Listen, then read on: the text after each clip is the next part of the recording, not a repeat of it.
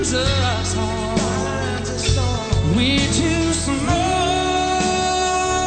to stop the rain. Oh, but when it rains, I will stand by you. I will help you through when you've done all you can do and you can't cope. I will dry your eyes. I will fight your fight. I will hold you tight, and I won't let you fall. Don't be afraid to fall. I'm right here to catch you, won't let you down. It won't get you down. You're gonna make it. Yeah, I know you can make it. 'Cause I will stand by you. I will help you through when you've done all you can do and you can't go. Well, I will dry your eyes. I will fight your fight. And I will hold you tight, and I won't let go.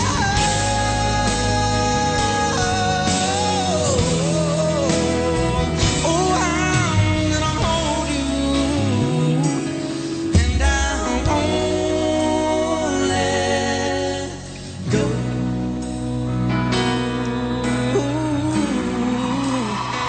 Won't let you go. No, I won't.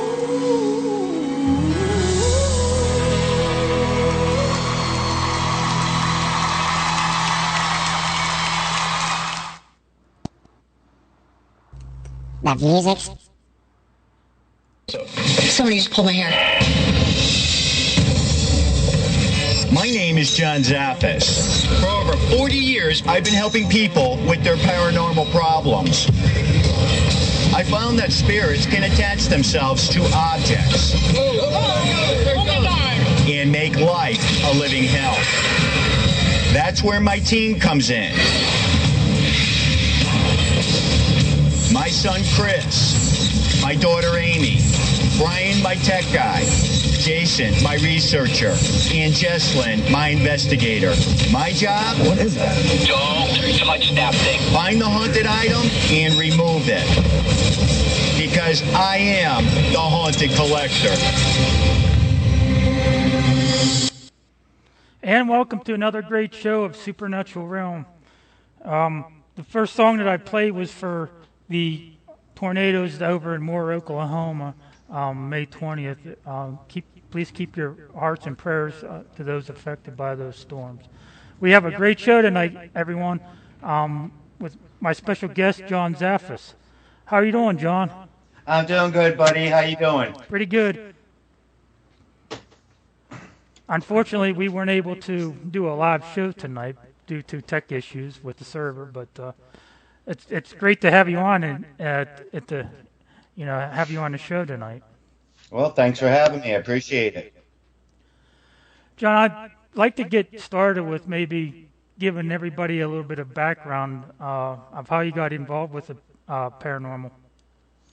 Well, when I was about 15, 16, had an experience and seen a shadow form at the foot of my bed, and it was shaking its head back and forth, and went downstairs and was telling my mom about it. And that's what really triggered the whole thing with getting involved with it, because I've never experienced anything up to that point in time. And I just started researching, and a few days afterwards, my grandmother had passed away. So I started tying in a lot of the different things with hearing the stories about how deceased loved ones come back and help them cross over, and just started researching and really digging in, reading anything that I could possibly get my hands on. We didn't have the internet or anything back then, so then started going to haunted locations, and eventually started working with my aunt and uncle, Ed and Lorraine Warren, and 41 years later, here I am. That's great. I first started hearing about you back in, I believe it was 2008. You were a guest co-host on Para X with Dave Jones. Yes. Yeah. That was a great show. He was a great host. I listened to him every week, and then later found out that you were going to be part of a TV show on Sci-Fi. And, Yeah, unfortunately, during midstream of everything going on with the radio show and everything, I had to put that on hold because you just never know where you are or when you're going to be filming, and it just got difficult. But it was a lot of fun doing it with Dave. He's got a fantastic voice for radio. He knows the right questions to ask. He's a dynamite person. Mm-hmm. Yeah, he was a great host for sure. What were some of the most frightening experiences you ever had? Well, there's always a wide variety of that. I mean, what I think the key factor is with a lot of these things, you read about some of the experiences that people have and things that they go through. It's one thing reading it, then it's another thing when you actually experience it.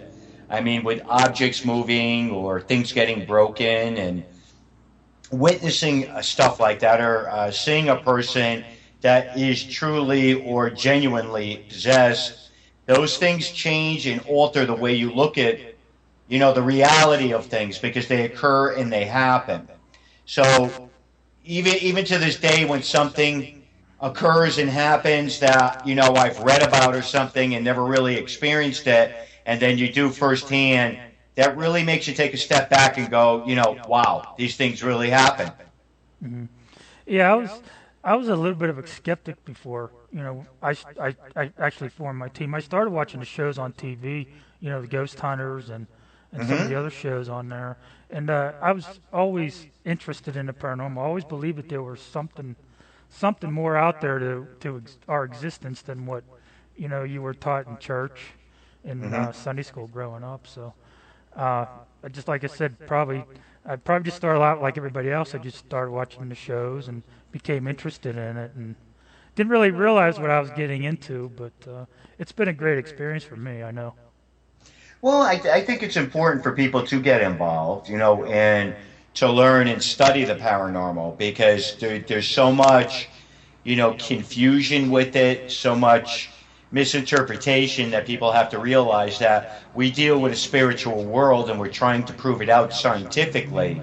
I think with a lot of the equipment and different things that we have today, we're getting closer, and hopefully sooner or later we'll be able to, scientifically chart things and be able to prove things out, because that's what our whole world is about. Everybody wants that hardcore proof and they want repeatability, and that's something that we're striving for. That's why I always say it's very important to bring the spiritual world and the scientific world together, because that's how we're going to finally get some of the answers and get some of these things, brought to the forefront, that people can take that look at and just say, okay, we're definitely dealing with this type of energy, and, it has an intelligence to it, because we're able to get repeatability. Mm-hmm.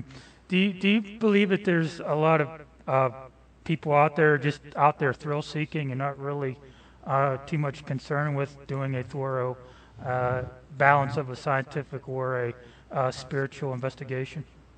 Well, I think there's a lot of people out there delving into the field without actually studying it. And that's, a big thing today. Just like with any other field that you get involved with, you need to take your time with it. You need to learn as much as you can and prepare yourself, to have a comprehension of a lot of the things out there before you just start jumping into it.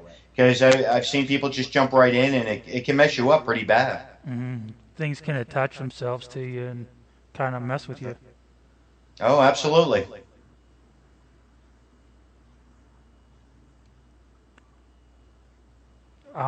What would you suggest to somebody just, getting into the field for the first time? As far as definitely. If you're getting into it, try to team up with an organization that, people been around for a while investigating, and To me, that's the most important thing because that's where you're going to gain knowledge and being able to intermingle like that. That's the most important thing because just like with anything else out there, learning from people and intermingling with individuals that have had experiences and been involved with it is where you get some vital information that, a lot of times you just can't find in a book or on the internet. Mm. Do you believe that the energy attaches itself to objects? I mean, do you think that's really true? Well, yeah. Again, too, many years back, getting involved with my very, first case that was Atom. Getting involved with my very first case that was Item, associated. It was a little 3-inch figurine or 4-inch, and the woman kept claiming that it was moving around and everything. And, we had removed it at that point. And that's what made me take a step back and think about this. You have haunted houses, land, people, why not items? And then when you start researching and, I would find books and things on items and things that were possessed allegedly and cursed items and a lot of these things, they've been around a lot longer than, people realize. The whole diamond is a good example that I always talk about because, again, that's been around. It's very much talked about how no matter who had this item, they would always have bad luck and things would occur and happen with them. And bringing it to the forefront and being able to do a TV show on it, to me, I thought was very important so people can get a understanding that, there is many other aspects to things besides haunted houses, land, and people. It's also items. Mm-hmm.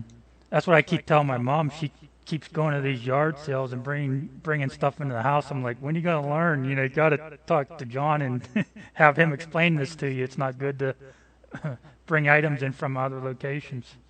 Well, again, too, I, usually stress that most antiques and, items we pick up, a thrift store or, yard sales or anything like that, very seldomly you're going to have, an item that's going to have something attached to it. So it's far and few in between, but again, doing the TV show on it, we're going to pick those cases that are item-based and items are tying in with it because that's what the show is about, haunted items.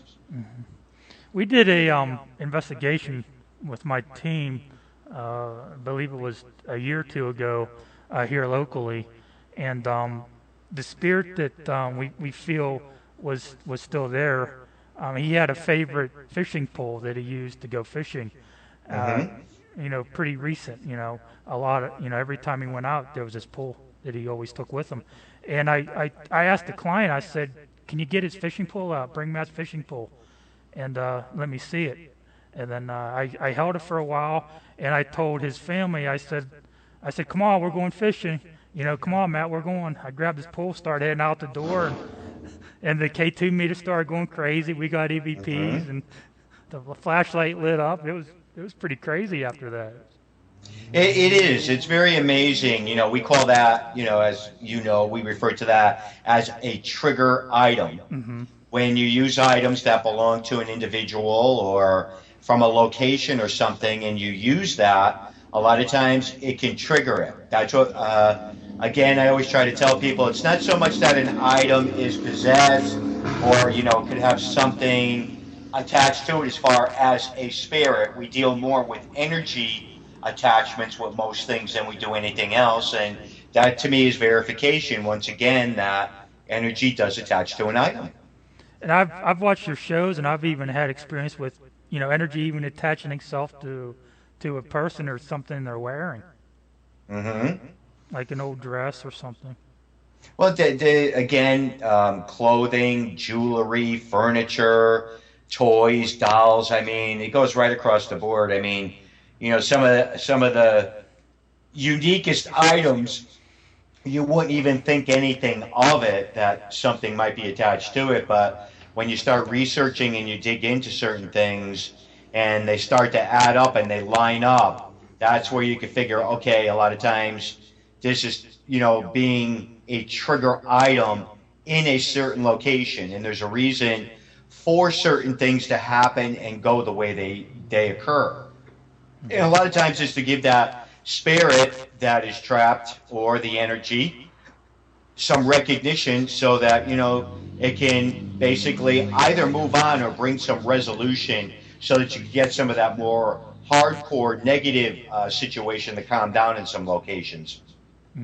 My little niece, she's 10 years old now, and she can look at something and say, "Ooh, that's creepy." There was a doll next door our neighbor had, and the neighbor said it belonged to her niece, and my niece went over there and said it looked creepy. And we found out later that it had my neighbor's niece's hair and her dress on the doll. Mm-hmm. And we're thinking maybe, her spirit might be, or the energy might be attached to that doll. Well, here again too, if you have human hair and an article that belonged to somebody and it's put on a doll, the final episode for Haunted Collector is actually going to be talking about an item very similar to what you just brought up, Tim. Okay, wow. The final episode, is that going to be at a antique shop or something? I was seeing the previews of. Yeah, one of them is we finally do an antique shop, and tremendous amount of activity, that's associated with it, and that's very difficult because you have so many items in there, and it makes it difficult. I'm a very firm believer in the fact that going into antique stores or a lot of these places that house a lot of items, the energy is always very heavy in these locations. But then that's a given. You're going to have that. So it makes it a little difficult. But you start getting into things and researching things and trying to figure out exactly what is happening. Mm-hmm. We had one. When was it? 2 or 3 years ago. I had called you about this. This client had she had an antique shop on her property. And she had a lot of things going on, and I called you about that, and you were able to help the client out as far as what she needed to do, because that was actually my first time dealing with something like that, and I think there might have even been a possession involved in that case too. Well, I think there were several different things going on that was tying in with the home, the kids, and the property and the business. I remember it, Tim. Yeah, I remember speaking to your client and trying to help her out and everything, and she did end up having to get clergy involved with that. Absolutely. Mm-hmm. I think she, like 4 months ago, I actually called a team to come back in and investigate, and he was saying that it was positive, but he wouldn't really, he wasn't able to go into any detail about it. Mm-hmm. But she was still having a lot of problems there. Mm-hmm.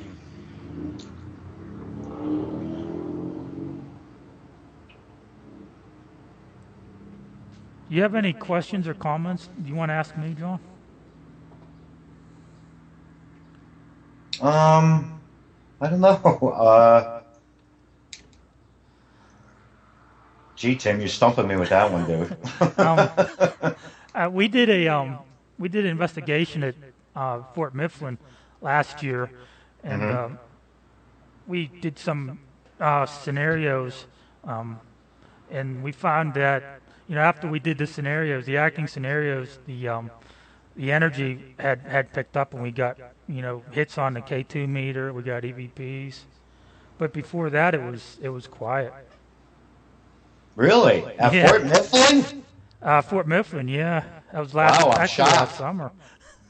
Well, Fort Mifflin, again, that's a very personal situation for me. I've been going down there for, I think we hit 12 years. I was just down there last weekend again at an event, and been investigating that well before it was even put on the map by the TV shows and stuff. Wow. So it's a very intriguing place, very interesting to investigate, and it's just been, like I said, one of those types of places that is very personal to me, and it's a place that hopefully I'll always have that opportunity to go back to. Mm-hmm. We had some hits in, I think it was Casemate 5, we got a couple EVPs. That was a pretty active spot. Well, most of the places on that property I'll go into, and we'll get a tremendous amount of activity. I mean, I was in the building, not the commander's house, but another small building off to the left-hand side as you're going in. And again, I heard a few stories here and there about activity, and being in there over the weekend, and we were doing a ghost box session, and we got a tremendous amount of information that came through. Wow, that's awesome.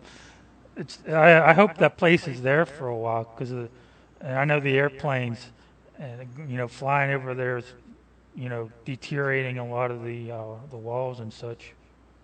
Well, again, too, it's a difficult thing. It's hard even when you're investigating in there with the planes coming in and out. You usually have to wait till after midnight, and then it calms down there, and you can basically investigate. But it's a historical piece of property, and I hope it's preserved forever. Yeah, I think we had a member of our team. She was psychic, and she was getting a lot of like sadness and all kind of different emotions. She was pretty drained for a while after we were there. I think we did that weekend we were there. We did 3 or 4 investigations, but it was pretty draining for her, to be able to experience all that. Well, most people that are gifted, that go in, and or if they're sensitive or anything, and they're picking up and they're doing, a communication. Most people that they get very, exhausted. They get very drained because that is literally pulling from their energy, and the communication goes back and forth. So it is very tiring on them. Absolutely. She's able to see them as well, and she said she can see, when she sees a spirit, it's just like seeing you and I. It's very clear to her, and she said it gets pretty monotonous after a while. She's even afraid to go out in public sometimes. It gets to her. Well, that's a very difficult thing, and that's something a lot of people don't understand with people that are very sensitive to the spirit realm. It's difficult for them to block it or to be able to shut it down. They experience things all the time, all over the place. So it's a hard thing for them to have to deal with. I consider myself an empath. I can feel, energy. I can feel their feelings and emotions. And a lot of times it gets pretty difficult. Sometimes I just want to, stay home and not deal with anybody. It gets pretty difficult at times. I definitely know what you're saying. I've seen that happen to many, many people over the years. I heard one time that you were like a spirit magnet too, as well. Everybody always tells me that, and I just chuckle and laugh because I can't argue it. It's just crazy, Tim. No matter where I go, what I do, I always end up going into the areas, and we end up getting a lot of activity and EVPs, and a lot ends up happening. I just laugh because I don't quite understand how that happens, or if it's just that certain energy, gets attracted. I don't know. I don't know exactly what it is, but I've always been like that. It's always happened around me, and and I don't usually have any major problems or anything. I mean, it's just strange. It's very strange to me, but I was told that many years ago, even, before we started talking about a lot of these different things, that spirit energy just seems to attract to me, and just the way it goes. Do you think it's possible that they can lead you to certain areas that are more active? Yeah, I do honestly believe that. I mean, I do not consider myself a sensitive or anything of that, but I do feel that you can be led, because I do feel that your thoughts and impressions can gravitate towards you, and they can steer you in a direction where they're trying to get something across to you. And a lot of times when that's occurring and happening, I'll just go along with it and just follow that path to see where it's going to lead. And a lot of times it can lead me to an area where we can figure something out, something can get uncovered, or something's happening where I could start to connect the dots. So I do follow that when that does occur and happen. Do you document it too? Well, it's definitely, again, I mean, as far as documentation, a lot of times you'll just say, okay, or you'll hear me say, I think I got a hunch here, and just we'll change a location or something like that on the TV show alone, and we'll just go with the flow of it to see, if we're going to get something in one of those other areas. Do you always get haunted items when you go investigations? You always get There's many episodes from this last season where it tied in with items having energy attached, but it wasn't what the issue was. It could have been the individuals that we were dealing with. It could be the property or something else that's tying in. And this season, I was very happy about that. We were able to come to a conclusion and just say, hey, you know what? It's not an item here, but it's something else. And we were able to portray the story as things were unfolding and the way it went. So to me, I was, very excited about that happening. That's great. You don't know if there's going to be another season, huh? No, at this point in time, buddy, I really don't know. Like I said, when we wrap up filming and everything, everybody stays away from me because I'm usually, believe it or not, I'm very much a homebound type of individual. I like being home with my family, and when I'm out on the road for a length of time like that, even though 2 of the kids are with me out of the 3, it's still not the same when you're living in a hotel and eating out of restaurants and you're on a plane or you're sitting in a car. It takes its toll on you. Yeah, you're probably enjoying the break, I'm sure. Oh, absolutely. Just catching up, with, people that because when you're out filming or you're working like that, it's very difficult to be able to catch up with people. And, over 6 months' time, it bothers me because I have a lot of friends out there and personal friends, and most people are fortunate. I'm fortunate that they understand that as soon as I can, I catch back up, and that's basically what I've been doing. Well, that is a long time. We're going to go on break, John, and we'll be right back in here in a few minutes. You're listening to Supernatural Realm Radio Show, and we'll be right back right after this. That's not... Somebody just pulled my hair. My name is John Zaffis. For over 40 years, I've been helping people with their paranormal problems. I found that spirits can attach themselves to objects and make life a living hell. That's where my team comes in. My son Chris, my daughter Amy, Brian, my tech guy, Jason, my researcher, and Jesslyn, my investigator. My job? What is that? Don't touch that thing. Find the haunted item and remove it. Because I am the haunted collector. Almost having experiences in the house.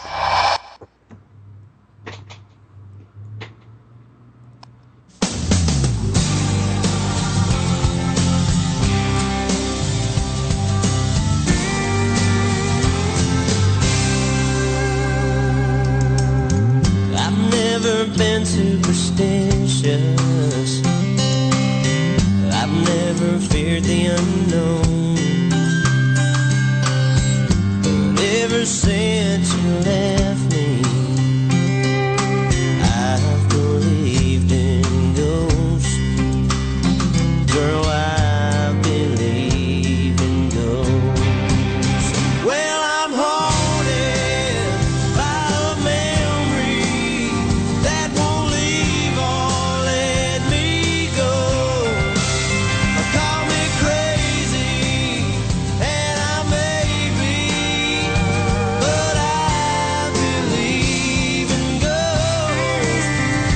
Girl, I believe in ghosts. I swear I keep seeing shadows. I know that I'm not alone. I feel the temperature dropping, and it chills me to the bone.